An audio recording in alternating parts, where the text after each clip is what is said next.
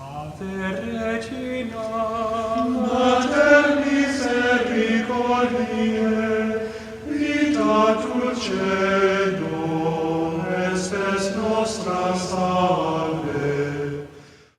The Lord be with you. A reading from the Holy Gospel according to Mark. Jesus went to the district of Tyre. He entered a house and wanted no one to know about it, but he could not escape notice. Soon a woman whose daughter had an unclean spirit heard about him. She came and fell at his feet. The woman was a Greek, a Syrian by birth, and she begged him to drive the demon out of her daughter. He said to her, "Let the children be fed first, for it is not right to take the food of the children and throw it to the dogs." She replied and said to him, "Lord, even the dogs under the table eat the children's scraps." And then he said to her, "For saying this you may go. The demon has gone out of your daughter." When the woman went home, she found the child lying in bed, and the demon was gone. The Gospel of the Lord. The liturgical feast today is Cyril and Methodius, which calls for white, but St. Valentine was a martyr, so I decided to add a splash of red to the vestment today. Because there's, let's just say there's about 3 or 4 different St. Valentines, and they can't really decide on who's who in some ways, but there are some salient points to St. Valentine, and I would like to talk about him.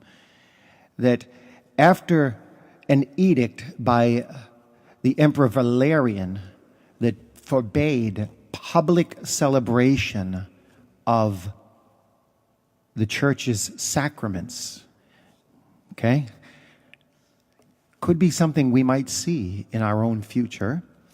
But Valerian publicly forbade priests from saying the Mass. And Valentine, after this edict had been in place, entered the seminary to study to be a priest. And so he was ordained while this edict was in place, and of course he was imprisoned and martyred. And some of the stories about the way Valentine's operated, they seem to also take place by the fact that while he was in prison, he was exchanging letters assuring of his love to certain people whom he knew. He is finally martyred and beheaded.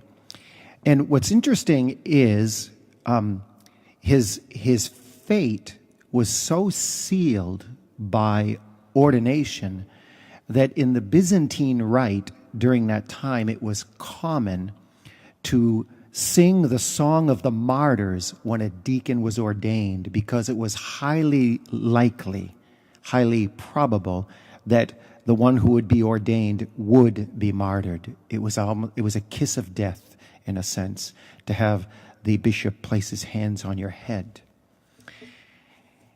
Valentine, however, for our purposes today, you could say that when we look at him, he restores for us an image of what love should really look like. It has a sacrificial nature, and it's totally given for the beloved. And it also cannot function void of a relationship with God. The truth of love cannot do that.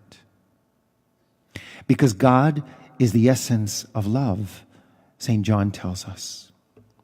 And so, on this Valentine's Day, I was thinking, in line with the gospel, and in line with our first reading from Genesis, the marriage of Adam and Eve, I was thinking of the irony in the phrase that many pet owners use, that dog is man's best friend. Really?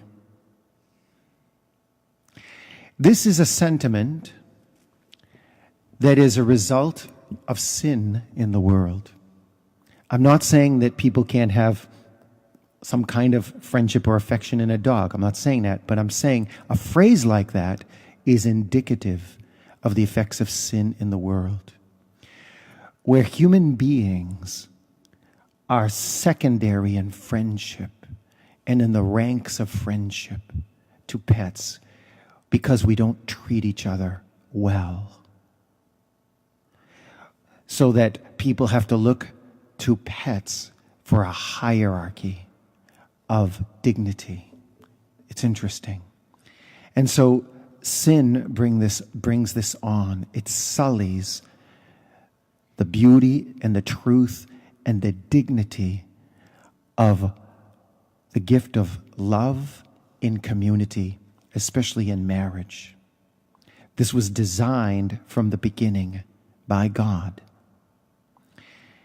And not just in marriage, but marriage represents a union with God as well, as we see it in a sacramental form. And so God would say to the man, it is not good for the man to be alone. The revelation of a sort of a Trinitarian understanding of love comes about there. That God does not want man to be without him, nor does God want man to be without fellowship in a like being to share with, to love and express a love the way God himself would love man, that should be done among human beings. This is God's model for human love and for humanity. And so it says, he brought all the creatures to the man to have him see what he would call them. It's almost like God brought Adam to a hitchhiker's tour of the universe and said, this is the whole thing. This is all of it. I'm bringing all creation before you. And he allows the man to name everything. This is amazing.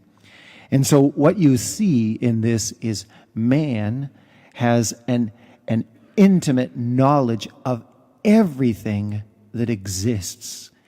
And in that knowledge, he determines that none of created reality is on a par with what God has designed for him. None of created reality can be equal to the dignity of the human person that God has created. None of it. All of the universe pales compared to the dignity of the woman. Ladies, did you hear that? All of the dignity of the universe pales compared to the dignity of the woman. None proved to be a suitable partner because human fellowship and the communal life of love is second only to our relationship with God. This is what this is telling us. To love the Lord your God with all your heart and all your soul and all your mind and your neighbor as yourself. So is dog man's best friend? A sentiment for a culture that has strayed from God's truth about love and marriage and love for one another. And so, strangely enough, another facet of this is seen outside of the romantic realm, but yet another type of love. This Greek woman comes to Jesus. A woman who, because of her nationality, is prejudiced by Jesus' culture. This gives Jesus an opportunity to use some humor in irony and sarcasm. That's what I see going on here. A humor in irony and sarcasm to bring the beauty and the dignity of man and woman, of Eden, into the now. And so this Greek woman by birth, to Jesus and his countrymen, she is to be prejudiced and seen as less than. And so, for Jesus, the object of the dog becomes a great piece of teaching. The dog becomes, you could say, a great servant of man as in use as an object for teaching. For Jesus, nationality and race and prejudice is nonsense. It's inhumane. And so he throws it in her face. Because for Jesus, human beings should never be treated like an animal or a pet. Animals and pets are generally seen as objects for use by us. And while they can bear some affection, it's different from the love that another human being deserves. And so we're told that the woman, after this little exchange and a restoration of her dignity, she goes home. She goes home and she finds the child she was pleading for in bed and healed. It's indicative of a demon that has been exorcised, the demon that disfigures the human person, the demon that disfigures the way we treat one another. This is exercised by Christ for a new freedom in a love that sees no race, no creed, no color. A love that sees only the beauty and the dignity of a person created by God who must be loved because God so loved the world that he gave his only Son for all of humanity. Regina Celi, let our